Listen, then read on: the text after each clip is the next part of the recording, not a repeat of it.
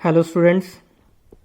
So last lecture में हमने ये डिस्कस किया था कि हम कैसे फाइंड आउट करते हैं shear stress distribution for rectangular and for circular section. So आज हम डिस्कस करेंगे द मोस्ट इम्पॉर्टेंट पार्ट जो आपके एग्जामिनेशन पॉइंट ऑफ व्यू से भी बहुत ज़्यादा इंपॉर्टेंट है for I section and T section. In the last lecture मैंने आपको ये भी बताया था कि रेक्टेंगुलर सेक्शन में जो शीयर स्ट्रेस मैक्सिमम होगी वो न्यूट्रल एक्सिस पे होगी। ये आपको मैं बता चुका हूँ। और अगर आपने शीयर स्ट्रेस चेक करनी है ए बी लेयर पे, इस लेयर, तो आपको इसके ऊपर वाला क्रॉस सेक्शन चेक करना पड़ेगा कितना है। ठीक है, इसके बेसिस पे आपको शीयर स्ट्रेस यहाँ की फाइंड आउट हो जाएगी। और मैंने आपको ये भी बताया था कि अगर आपने शीयर स्ट्रेस ये टॉप एज पे देखना है तो इसके ऊपर तो कोई एरिया ही नहीं है, तो शीयर स्ट्रेस यहाँ पे कितनी हो जाएगी, 0। तो आप इससे ये ड्रॉ कर सकते हो। ठीक है, सो आइए स्टार्ट करते हैं। इसको स्टार्ट करने से पहले आपको बता दूं कि जिस लेयर पे भी आपने शीयर स्ट्रेस फाइंड आउट करनी है उसका एक फॉर्मूला आपने याद रखना है, tau is equal to F A Y bar upon I B. F shear force आपको क्वेश्चन में गिवन होगी। एरिया जिस लेयर पे आपने फाइंड आउट करना है, सपोज आपने यहाँ पे फाइंड आउट करना है तो इसके ऊपर वाला आपने एरिया ले लेना है। ठीक है, Y bar centre of gravity आपने न्यूट्रल एक्सिस से लेके यहाँ तक, ये आपका वाई बार हो जाएगा, इसका सेंटर पोर्शन और न्यूट्रल एक्सिस। ठीक है, ये यहाँ पे दिया हुआ है Y bar. I is the moment of inertia of the whole body, इसका आपने मोमेंट ऑफ इनर्शिया लेना है अबाउट न्यूट्रल एक्सिस। और अगर रेक्टेंगुलर है तो उसका फॉर्मूला क्या होगा, बी डी क्यूब बाय 12। ठीक है, और B इज द विड्थ, यहाँ से आपने फाइंड आउट करना है। सपोज आपने इस लेयर का फाइंड आउट करना है तो आपको ये विड्थ लेनी पड़ेगी। सपोज आपने about neutral axis find out करना है तो आपको ये विड्थ सेम ही रहेगी इस सेक्शन के लिए। ठीक है, तो ये सारी चीजें आपको लास्ट लेक्चर में मैं बता चुका हूँ। सो आइए आज फाइंड आउट करते हैं कि आई सेक्शन का हम कैसे फाइंड आउट करेंगे। सो इसका एक क्वेश्चन हम यहाँ पे ले लेते हैं। An I section with a rectangular ends has the following dimensions. Flanges की डायमेंशंस आपको गिवन है और वेब की डायमेंशंस आपको गिवन है। तो फ्लेंजेस आई सेक्शन में आपको पता है ये टॉप फ्लेंज होती है ये वाली, और इसको हम बोलते हैं बॉटम फ्लेंज। और वेब होता है ये सेंटर वाला पार्ट आई सेक्शन, इसको हम क्या बोलते हैं, वेब। सो फ्लेंजेस की आपको डायमेंशन गिवन है 15 सेंटीमीटर बाय 2 सेंटीमीटर। ठीक है, तो हम इसको एमएम में अगर कन्वर्ट करते तो ये आपके पास हो जाएगा 150 और ये कितना हो गया आपके पास 20। ठीक है, सिमिलर वे फ्लेंजेस एक की बात की तो जो ऊपर वैल्यू गिवन है वही आपके पास नीचे होगी क्योंकि आई सेक्शन है। ठीक है, तो ये और ये सेम है, फ्लेंजेस लिखा हुआ, फ्लेंजेस की सेम डायमेंशन है। वेब की डायमेंशन आपके पास 30 बाय 1 सेंटीमीटर, तो ये आपके पास हो जाएगा 300 इन mm और ये कितना हो जाएगा आपके पास 10। तो आई होप आपको इजीली आप डायग्राम बना लोगे। हो सकता है एग्जाम में आपको डायग्राम गिवन भी हो, ठीक है, बट आपको बनानी भी आनी चाहिए। सो आपने find the maximum shearing stress develop find out करनी है, कहां पे हो रही है। आपको ऑलरेडी पता होना चाहिए कि जो मैक्सिमम शीयरिंग स्ट्रेस डेवलप होगी वो कहां पे होगी, न्यूट्रल एक्सिस पे। ठीक है, तो आप देख रहे हो कि देखो इस साइड की और इस साइड की जो शेप है, ये फ्लेंज और ये फ्लेंज सेम है, ये और ये सेम है। इट मीन्स ये डायग्राम सिमेट्रिकल है। ठीक है, तो सिमेट्रिकल होने का आपको बेनिफिट है कि आपको न्यूट्रल एक्सिस कहां पे लाई करेगी, सेंटर में। ये सिमेट्रिकल होने का बेनिफिट है। सपोज अगर ये आपकी 150 की जगह ये वाली 200 होती है और 150 होती है तो आपको न्यूट्रल एक्सिस फाइंड आउट करनी पड़ सकती है। और अगर टी सेक्शन है तब भी आपको पता है टी सेक्शन में आपको सिर्फ इतना सा पार्ट गिवन होगा, ये फ्लेंज और ये, तो आपको एन ये फाइंड आउट करना पड़ेगा। But in symmetrical body neutral axis हमेशा कहां पे लाई करेगी, सेंटर में। और आपकी जो मैक्सिमम शीयर स्ट्रेस होगी वो भी कहां पे होगी, न्यूट्रल एक्सिस पे। ठीक है, तो आपकी मैक्सिमम शीयर स्ट्रेस यहां पे होगी। बट इसके साथ साथ हम पूरा बनाना भी सीखेंगे, हमने बनाना कैसे वेरी कर रही है। ठीक है, तो शेयरिंग फोर्स आपको गिवन है एफ, वो आपको गिवन है 10 किलो न्यूटन। तो आइए अब हम देखते हैं कि हमने इसको कैसे सॉल्व करना है। तो वन बाय वन हम स्टेप लगाएंगे। हमारा जो पहला स्टेप होगा, पहला स्टेप क्या होगा कि हमने ये लिखना है कि इस टॉप एज पे न्यूट्रल एक्सिस लेके यहाँ टॉप एज पे कितनी स्ट्रेस होगी। आपको पता है टॉप लेयर के ऊपर कोई भी मटेरियल नहीं है तो शेयर स्ट्रेस की वैल्यू क्या होनी चाहिए, इसके ऊपर 0। ओके, सो हमारा पहला स्टेप क्या है, we know that the shear stress at the upper edge of the flange. Upper edge of flange कितनी होगी, वैल्यू 0, क्योंकि उस लेयर के ऊपर कोई भी मटेरियल नहीं है। ठीक है, तो आपका फर्स्ट पॉइंट हो गया, टॉ की वैल्यू कितनी होगी, 0 यहां पे। उसके बाद सेकंड स्टेप, अब हम बात करेंगे यहां जंक्शन की। ये हमारा जंक्शन पॉइंट है। जंक्शन मींस जहां पे फ्लेंज और वेब आपस में अटैच होते हैं। हम जंक्शन का पहले ये वाला पार्ट लेंगे, ये यहां से लेके यहां तक, मतलब जंक्शन का वो वाला पार्ट लेंगे जिसकी विड्थ कितनी है, 150। तो हमारा पहला स्टेप क्या रहेगा, share stress at the junction with width of 150 mm, मतलब हम इस पार्ट की बात कर रहे हैं, ये वाले पार्ट की। ठीक है, जिसकी विड्थ कितनी है, 150। फॉर्मूला हमने क्या लगा दिया, tau is equal to F A Y bar upon I B. Okay, so F आपको ऑलरेडी गिवन है, एफ आपको क्वेश्चन में गिवन है 10 किलो न्यूटन, तो आपने इसको न्यूटन में कन्वर्ट करके यहां पे कितना लिख लिया, 10,000। ठीक है, और एरिया, अब आपको देखो ये लेयर पे हम फाइंड आउट कर रहे हैं, इसके ऊपर का एरिया आपको नजर आ रहा है ये वाला। ठीक है, तो ये टोटल कितना हो गया, 150 और ये कितना हो गया, 20। तो हम दोनों को मल्टीप्लाई कर देंगे, 150 इंटू 20, आपके पास क्या आ जाएगा, एरिया। ओके, उसके बाद वाई बार आपने हमेशा कहां से लेना है, न्यूट्रल एक्सिस से। यहां से लेके इसकी बात हो रही है तो इसके सेंटर तक ये आपका क्या हो जाएगा, वाई बार। अब देखिए कैसे निकालना है। देखो ये टोटल 300 है, ऑब्वियसली ये अगर सेंटर में लाई करिए तो ये कितना हो गया 150, ठीक है। 150 ये हो गया, प्लस ये 20 है तो इसका हाफ कितना हो गया 10। सो 150 प्लस 10 आपके पास कितना हो गया 160। तो आपका ये वाई बार कितना आ जाएगा 160। ओके, अब बारी है next I, inertia. Moment of inertia आपने निकालना है न्यूट्रल एक्सिस अबाउट इस पूरी बॉडी का। देखो उसको फाइंड आउट कैसे करना है आपने। आप सबसे पहले इसको पूरे रेक्टेंगुलर शेप में ही कन्वर्ट कर लो। आपने इसका रेक्टेंगुलर बना लेना है। आपने moment of inertia find out करना है सिर्फ इस आई सेक्शन का। आपको ये वाला पोर्शन नहीं चाहिए, ये वाला और ये वाला। हमारा इसका निकालने का मेथड क्या रहेगा कि पहले हम इस पूरी रेक्टेंगुलर शेप का मोमेंट ऑफ इनर्शिया निकाल लेंगे, उसमें से हम ये वाला और ये वाला पार्ट क्या कर देंगे, माइनस कर देंगे, ठीक है। तो हमारे पास किसका इनर्शिया निकल आएगा, आई सेक्शन का। और आपको पता है रेक्टेंगुलर का फॉर्मूला क्या होता है, BD³/12। तो आपको सबको पता है कि आई का फॉर्मूला क्या होगा, BD³/12। अब देखो पूरी रेक्टेंगल का जो बी है आपको नजर आ रहा है, बी कितना है 150, विड्थ इज 150, तो मैंने यहां पे पुट कर दिया 150। और जो पूरी रेक्टेंगल का डी है, डेप्थ, वो कितनी होगी 300 + 20 + 20, ये हो जाएगा 340। तो मैंने यहां पे पुट कर दिया डी को कितना 340³/12। ये इनर्शिया निकला है पूरी इस रेक्टेंगल का।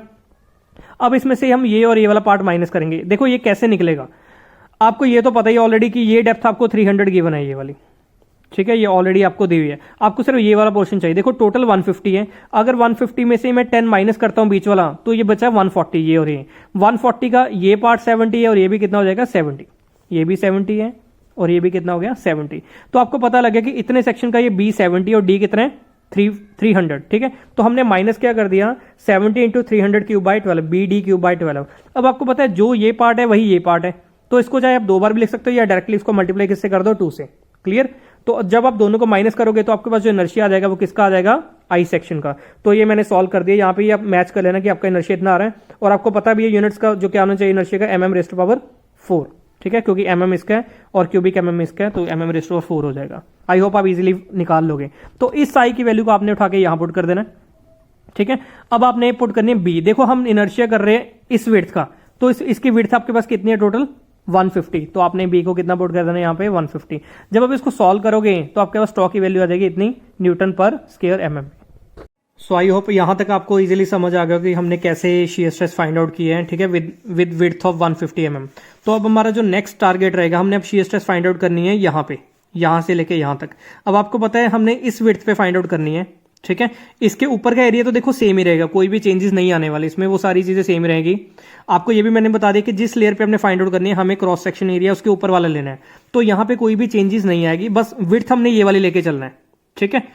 तो अब आपने क्या करना है, आपने जो नया हेडिंग देना है वो देना है shear stress at the junction. ये भी जंक्शन है, बट जो विड्थ लेनी है वो आपने कौन सी लेनी है, 10 mm वाली। लास्ट केस में हमने कौन सी विड्थ ली थी, यहां से लेके यहां तक 150 वाली, बट अब हमने जो शियर स्ट्रेस फाइंड आउट करनी है वो यहां पे करनी है। इसके फाइंड आउट करने के देखो 2 सिंपल स्टेप है। पहला इजी स्टेप तो ये है कि आप सारी चीजें, ये फॉर्मूला तो देखो यही लगेगा, सारी चीजें यही पुट कर दो जो हमने ऑलरेडी यहां पे पुट की है। सेम एफ आएगा, सेम एरिया आएगा, क्योंकि मैंने आपको बताया कि न्यूट्रल एक्सिस के ऊपर का क्रॉस सेक्शन लेना तो एरिया में कोई भी फर्क नहीं आएगा। सिमिलर में वाई बार भी सेम ही आएगा, क्योंकि न्यूट्रल एक्सिस के ऊपर वाला लेना है। आई तो सेम ही रहेगा पूरी बॉडी के लिए, ठीक है। बट जो विड्थ आएगी, पहले देखो हमने विड्थ ली थी 150, अब विड्थ अपने कितनी लेनी है, ये कितनी विड्थ आपको गिवन है 10 mm। तो आपने जस्ट सीधा इसको कितना पुट कर देना, यहां पे 150 को हटा देना और कितना पुट कर देना 10, ठीक है।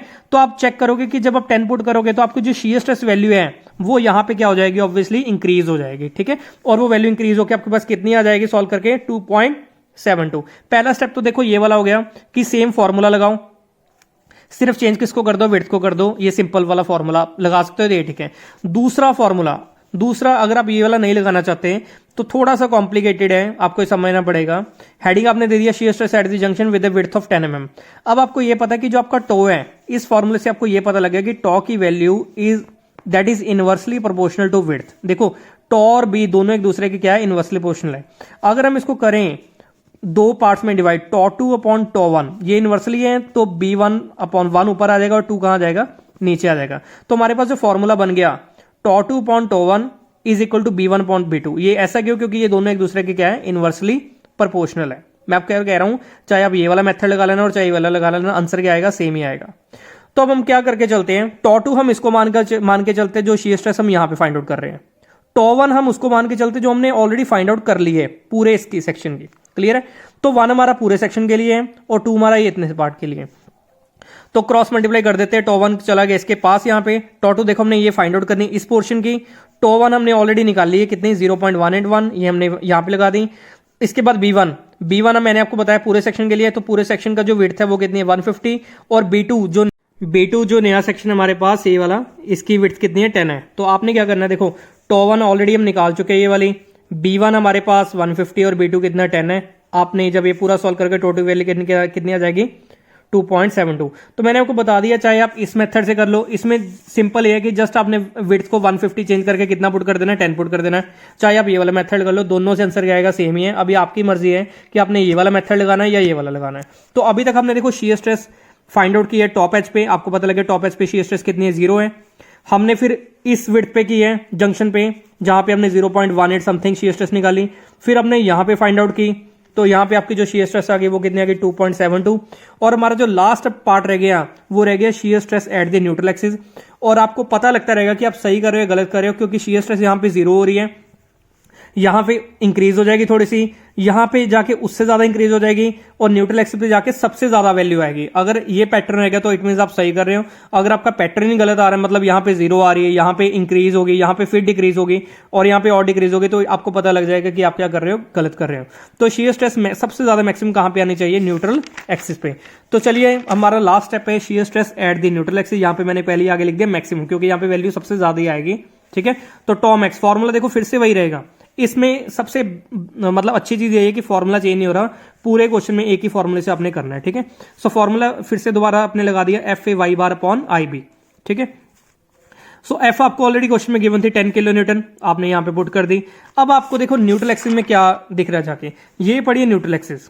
ठीक है, अगर आपने इस साइड निकालना इस साइड निकालना, आपको पता है दोनों तरफ सिमेट्रिकल है, ये सेक्शन और ये वाला सेक्शन दोनों सेम ही है, दोनों का आंसर दोनों तरफ से क्या आएगा सेम। अब सिमेट्रिकल बॉडी में जब हम डायग्राम भी बनाएंगे तो जो डायग्राम हम ऊपर से बना रहे हैं वहीं कहां से बनेगी, नीचे से बनेगी, वो आपको बाद में पता लग जाएगा। तो ऐसे ही करते हैं, न्यूट्रल एक्सिस पे जब हम निकालते हैं तो हम ये वाला सेक्शन लेते हैं, कोई भी ले लो कि दोनों तरफ सेम ही वैल्यू, देखो ये भी 150 ये भी 150 है।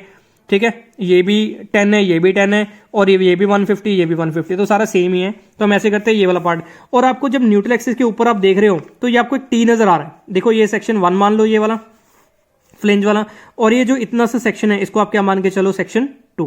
ठीक है, तो आपने इसको दो पार्ट्स में डिवाइड कर लिया, ये सेक्शन 1 हो गया और ये क्या हो गया 2।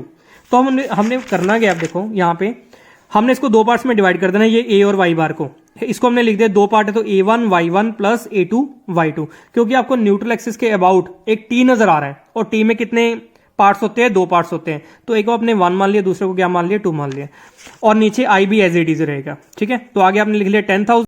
सो आपके पास यहाँ पे 10,000 आ गया। अब देखते हैं A1 Y1 A2 Y2 क्या चीज है। देखिए यहाँ पे हमने इसको 1 मान के चला है, तो A1 means area of this flange, इस पार्ट का आपने एरिया निकालना है। इसका एरिया देखिए 150 इंटू 20, क्लियर है।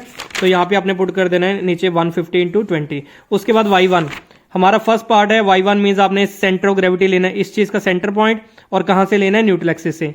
फिर देखिए कैसे आएगा, टोटल 300 है, इसका हाफ हो गया 150 प्लस ये देखो टोटल 20 है, तो हाफ कितना हो गया 10, सो 150 प्लस 10 कितना हो गया 160, तो यहाँ पे आपने पुट कर देना 160।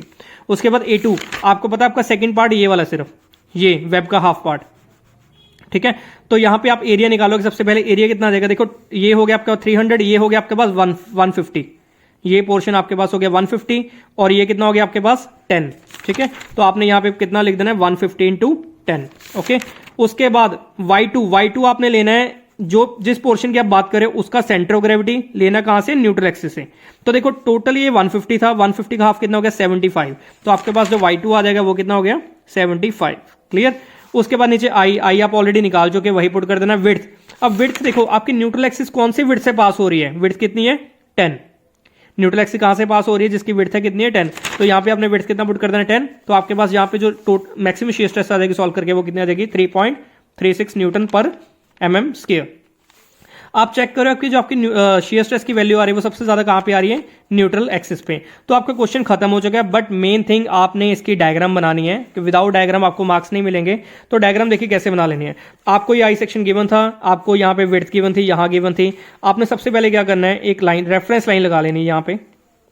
ठीक है, इसके सामने डॉटेड लाइन ऐसे लगा देनी है, यहाँ पे भी लगा देनी है और न्यूट्रल एक्सिस पे भी लगा देनी है। सिमिलर वे यहाँ भी लगा देनी है, यहाँ भी लगा देनी है। हाँ, आपने मान के चलना है कि आपकी जो ये वाली लाइन है 0 पॉइंट है, ठीक है। आपको पता है अगर बॉडी सिमेट्रिकल है तो ऊपर की डायग्राम और नीचे की डायग्राम क्या बनेगी, सेम बनेगी। सबसे पहले हम बात करते हैं अपने पहले स्टेप पे। पहला स्टेप हमने लिखा था shear stress at the upper edge of the flange, तो यहाँ पे वैल्यू कितनी है, ये 0। तो अपर एज ऑफ फ्लेंज आपको नजर आ रही है यहाँ पे, ठीक है। तो यहाँ पे ये पॉइंट 0 लाइन है, तो ये भी 0 हो गया और नीचे भी सेम, ये भी क्या हो गया, 0 हो गया। देखो top edge of the flange, इधर भी top edge of the flange, दोनों तरफ क्या है, वैल्यू कितनी आ जाएगी, 0। उसके बाद हमने सेकेंड पॉइंट बात की है shear stress at the junction with a width of 150 mm। यहां पे shear stress अपनी कितनी आ गई, 0.181। इट मीन shear stress 0 से इंक्रीज हो चुकी है, ठीक है। तो आपको जंक्शन नजर आ रहा है यहां पे, ये आपका जंक्शन है, तो वैल्यू जंक्शन पे जाके आपकी ये कितनी होगी है, 0.181, ठीक है। आप इसको पैराबोलिक, मैंने आपको पहले ही बताया था, आपने जो शेप बनानी है वो एक कर्व की फॉर्म में बनानी है, ठीक है। तो नीचे भी सेम ही रहेगा, ये भी कितना हो गया, 0.181। क्लियर। तो हमने इस पॉइंट की वैल्यू बात कर ली।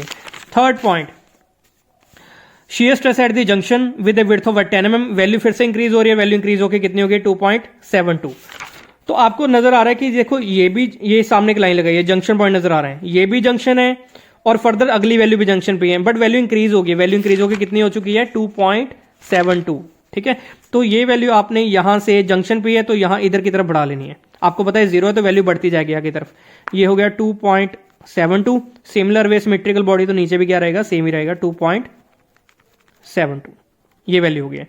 And at the last neutral axis पे हमारी वैल्यू है वो कितनी है, 3.36। तो न्यूट्रल एक्सिस जा रही है यहाँ पे, ये आपकी लाइन जा रही है न्यूट्रल एक्सिस, ठीक है। तो अगर 2.72 है तो ये आपने स्केल नहीं यूज करना, बस ऐसे ही आपने थोड़ा इंक्रीज करके दिखा देना है। तो ये वैल्यू भी आपने एक पैराबोलिक या फिर कर्व की शेप में यहाँ पे आपने दिखा देनी है ऐसे, ठीक है। और ये वैल्यू आपकी जो आई है सबसे मैक्सिमम वैल्यू वो कितनी है, 3.36। यूनिट सबके क्या लगा देना, न्यूटन पर स्क्वायर mm, ठीक है। तो आपकी ये डायग्राम बन चुकी है, ठीक है। ये आपका फाइनल आंसर है। सबसे पहली वैल्यू यहाँ पे 0 0, फिर eight the junction with a width of 150, फिर eight the junction with a width of 10 mm and last at the neutral axis. तो आई होप आपको क्लियर हो गया कि डायग्राम बनानी कैसे है, ठीक है। सिमिलर वे आप ये क्वेश्चन मैं आपको दे रहा हूं करने के लिए, आप ये कर सकते हो। An I section beam with 350 mm and 200 mm, ठीक है। तो 350 बाई 200 mm आपको डायग्राम गिवन है। हैज ए वेब सेंटर वाला पार्ट है, उसकी थिकनेस आपको 12.5 mm और फ्लेंज की थिकनेस आपको कितनी है, 25 mm, ठीक है। यहाँ पे शियर फोर्स जो लग रही है वो लग रही है 200 किलो न्यूटन। और आपने स्केच करना शियर स्ट्रेस डिस्ट्रीब्यूशन पूरे सेक्शन का, जैसे हमने लास्ट क्वेश्चन में किया है। डायग्राम देखो अगर गिवन ना हो तो कैसे बनानी है। आई सेक्शन सबसे पहले आपने ड्रॉ कर लेना है। आई सेक्शन आपको दिया है 350 इंटू 200, 200 और ये टोटल आपने कितना ले लेना है, 350, ठीक है। With A web thickness, web की थिकनेस आपने कितनी लेनी है, 12, ये वेब है आपका, ये 12.5 हो जाएगी। और फ्लेंज की थिकनेस आपने कितनी लेनी है, 25। तो फ्लेंज की थिकनेस आपके पास, आपको पता है टॉप फ्लेंज और ये क्या है, बॉटम फ्लेंज है। कहीं भी टॉप और बॉटम की अलग अलग थिकनेस या विड्थ नहीं दी तो आपने सेम ही लेके चलना है। तो ये भी आपकी सिमेट्रिकल बॉडी है, ऑब्वियसली जो आपको न्यूट्रल एक्सिस होगी वो कहां पे लाई करेगी, सेंटर में। सेम क्वेश्चन आपका बन जाएगा, ठीक है। आप इजीली सॉल्व कर सकते हो। आई थिंक आपको कोई भी नई दिक्कत होने वाली। देखो एफ भी आपको गिवन है, सारी वैल्यूज आपको गिवन है, आप इजीली फाइंड आउट कर सकते हो। इसका आंसर आप फाइंड आउट करके जरूर कमेंट सेक्शन में लिख देना कि आपका आंसर कितना आया है, ठीक है। तो मुझे पता लग जाएगा किस किस ने सॉल्व किया है, ठीक है। Thank you so much, thank you.